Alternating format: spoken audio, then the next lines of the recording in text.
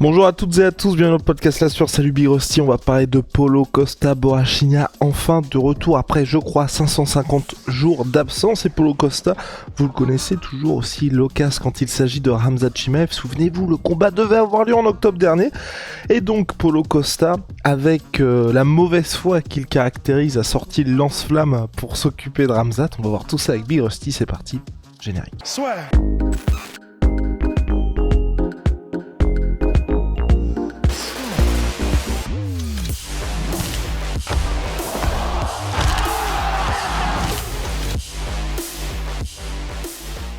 Bon bah voilà, Big Rusty, on est dans une situation personnellement que je déteste. C'est quand les combattants, tu vois, sortent des trucs et on sait qu'on peut pas les prendre sérieusement parce qu'il s'agit de leur adversaire, ils envoient les bastos, mais ça s'applique aussi à eux-mêmes. J'ai horreur de ça. Pour moi, c'est le pire trash talk qui existe en MMA. Mais quand tu le dis avec suffisamment de confiance, du charisme et de la sympathie, bah ça peut passer, hein. Et j'ai l'impression que ça passe pour Paulo Costa. Et la raison pour laquelle on dit que nous, ça nous agace un peu, c'est que les propos de Paulo Costa, bah, je vais vous faire la traduction instantanée, mais vous allez voir, c'est abusé. Parce que en synthèse, pour faire le titre de ce que je vais vous traduire, c'est « Ouais, moi j'en ai marre qu'il aille se faire foutre Khamzat, il a affronté personne dans le top 15. » On rappelle, on rappelle quand même, enfin il a battu personne dans le top 15, et on rappelle que Paulo Costa, sa dernière victoire, c'est Luke Rockhold, qui n'était pas dans le top 15. J'ai été regardé dans les classements rétroactifs de août 2022. Luke Rockhold n'était pas dans le top 15. Et après, il a perdu contre Marvin Vettori, perdu contre Adesanya. Eux, ils y étaient, mais il a perdu. Et ensuite, Romero, Uriah Hall, Johnny Hendricks. Et ensuite, on part sur Bamboos et McClellan. Mais Big Rusty, c'est même pire que ça pour Paulo Costa. Il n'a aucune victoire sur quelqu'un qui est actuellement à l'UFC. Genre, quand on se pose 5 secondes, c'est une dinguerie. Tous les mecs qu'il a battus sont soit à la retraite, soit se sont fait tège. Et alors oui, certes, on peut dire, bah ouais, mais contre Marvin Vettori, il a fait un super combat de 5 rounds. Alors déjà, premièrement, il est arrivé dans la catégorie d'au-dessus. Et en plus de ça, bah oui, c'est vrai que du coup, il a fait 5 rounds, mais déjà, il a perdu. Et puis, en plus de ça, il n'y avait rien de sérieux dans cette fight week, quoi, à part le combat qui était stylé. Mais faire un combat stylé, si tu le perds et qu'en plus tu es dans la catégorie dessus, ça fait quand même un peu chier. Et donc, voilà ce que disait Paulo Costa. Alors, c'était pas dans la conférence de presse avec tout le monde, c'était quand il était dans les conférences de presse où ils sont individuellement. Voilà ce qu'il disait à propos de Khamzat. Tout le monde sait que j'aime pas ce mec, mais je pense pas que qui que ce soit le prenne au sérieux maintenant. Il a juste arrêté de combattre. Il a battu personne dans la division middleweight. Il a battu aucun top contenders et même pas du top 15. Il a battu personne dans le top 15 dans la division middleweight. Comment est-ce que tu peux prendre ce gars au sérieux? Il a à peine battu Kamaru Usman alors que c'était un short notice de 10 jours. Usman est un welterweight. Il n'a même pas eu à couper du poids pour middleweight et tout le monde a vu le combat. J'étais là. Mais après que j'ai battu Whittaker, je veux même pas entendre parler de son nom, qu'il aille se faire foutre. Il faut qu'il fasse un truc. C'est ce qu'il dit à propos de Khamzat. Il faut qu'il fasse un truc. Il faut qu'il batte quelqu'un au moins dans le top 10 de la division middleweight. Il l'a pas encore fait. Je pense pas qu'il en soit capable. Voilà ce que je pense de lui. Bien sûr, j'aurais aimé le combattre à Abu Dhabi, mais ça n'est pas arrivé. On rappelle, c'était pas de la faute de Paulo Costa, mais voilà, c'est Paulo Costa qui a eu un staphylocoque doré et du coup ça ne s'est pas fait, donc c'était pas de sa faute à lui, mais c'est quand même à cause de lui que ça ne s'est pas fait et du coup il continue. J'étais frustré, mais maintenant je suis là et je vais combattre quelqu'un de beaucoup mieux qualifié que lui. Whittaker a un meilleur palmarès que lui n'en a jamais eu. Alors ça, c'est factuellement vrai, certes. Et je pense pas que Khamzat, après le combat en gros que je vais faire avec Whittaker, je pense pas que Khamzat va couper la file d'attente et combattre pour le titre avant moi. Donc voilà ce que dit Paulo Costa à propos de Khamzat Chimaev et de Whittaker. Mais tu sais, c'est un peu la fameuse expression les absents ont toujours tort. Mais là, le fait que Paulo Costa soit là, parce que c'est vrai qu'il se tire la bourre un peu, hein, que ce soit Khamzat ou Paulo Costa pour ceux qui combattent le moins. Mais comme là, Paulo Costa est là, qu'il affronte Whittaker, et c'est vrai que voilà, c'est toujours quand t'affrontes Whittaker, c'est comme si t'affrontes quelqu'un du calibre champion. Et il est là, et il est sympathique, et donc, et j'ai l'impression que ça passe. Hein. Je vois pas de commentaires ou que ce soit qui lui mettent des bastos en vrai. Hein. Ouais, à part nous deux.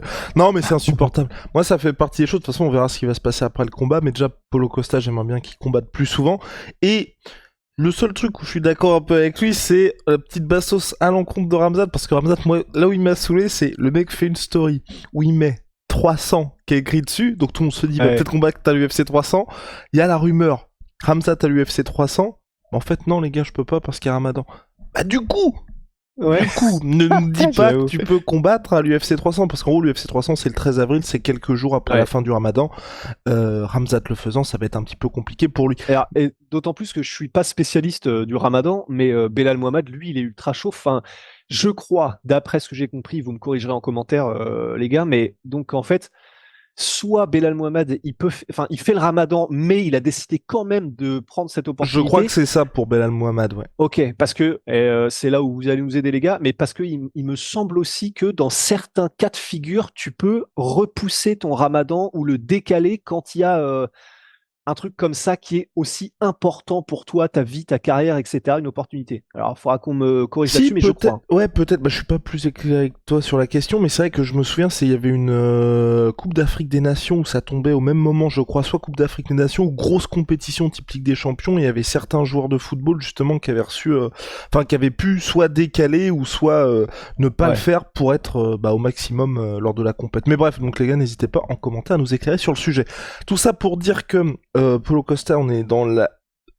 Comment c'est du Polo Costa depuis qu'il y a eu la défaite contre Israël Adesanya. Le seul truc qui moi me rassure personnellement, c'est qu'il a l'air dans une shape. Pour le coup là, il a l'air très sérieux. Et c'est là où je me dis, et c'est ce qui serait un peu stylé, c'est qu'avec Big Rusty, c'est le seul point on va dire de divergence qu'il y a eu dans notre relation amicale depuis des années maintenant. En tout cas le plus durable, j'ai envie de dire, c'est sur Polo Costa. Parce que Big Rusty, lui, il adore depuis la fin d'Israël, depuis le combat contre Adesanya. Moi, ça m'énerve parce que quand tu parles comme ça, mais que t'as pas le sportif qui suit, ça me fait péter un câble. Là, s'il parle comme ça, qui démonte Robert Whittaker, je vais adorer. Parce que t'auras vraiment ce côté, bon bah voilà, t'as le Polo Costa qui est sur les réseaux, en plus là, Secret Juice, il a même lancé son site internet et tout. Ouais. J'adore parce que voilà, au moins il mène à... Enfin, c'est pas juste des tweets, là, il avance dans ce projet-là. Physiquement, on est en mode, bon bah le mec est sérieux, il faut qu'il fasse le poids, mais il a l'air vraiment sérieux par rapport à ça. Bon bah voilà, t'arriveras à faire les deux, et là, il peut envoyer des bastos à Ramzat, tu auras pas de soucis. Parce qu'en plus, t'auras Ouais. battu Robert Whittaker, et comme l'a dit Big Rusty, Whittaker, ça veut vraiment dire quelque chose de le battre. Donc, je demande à voir bien évidemment dans la nuit de samedi à dimanche, mais là, bénéfice du doute pour l'instant. Ouais, parce que quand même, ça va être chaud, hein. Whittaker, alors, on a, oui, la planète, le monde, l'univers a été surpris quand Duplessis a battu Whittaker. Là, ben, j'aurais tendance à dire que normalement, stylistiquement, c'est en plus sur un 3 rounds, normalement pour Whittaker, enfin, quoique, parce que sur un 3 rounds, donc Paulo Costa peut y aller peut-être encore plus à fond. Mais la gestion des distances, la rapidité et la technique et la précision de Whittaker, j'aurais tendance à dire normalement le mettre quand même devant si je devais faire un pronostic. Mais effectivement, si jamais, et c'est ce qu'il a dit, c'est intéressant. Déjà, il faut savoir que Paulo Costa, c'est un des athlètes les plus testés par, bah là maintenant c'est plus l'USADA, mais que c'était un des mecs les plus testés, mais parmi tous ceux qu'il y avait avec Jiri Prochaska, et puis je crois, c'était plus Ousmane ou Kamaru, mais enfin un truc comme ça. Mais genre, il a été testé depuis qu'il est à l'USADA, mais une centaine de fois, tu vois. Et là, il expliquait dans une interview que, bah, en fait, il ne fait même plus de, c'est pas de prépa physique, mais genre de muscu, en fait. Il ne pousse plus vraiment de poids, il fait plus vraiment de musculation pour développer sa force, en tout cas. Et il dit, bah là, la shape que j'ai, c'est génétique. Et bah alors, on croit ou on ne croit pas, mais il dit c'est génétique, je ne fais quasiment plus que du sparring, des pattes d'ours, des comment dire du sol, du grappling, enfin que du.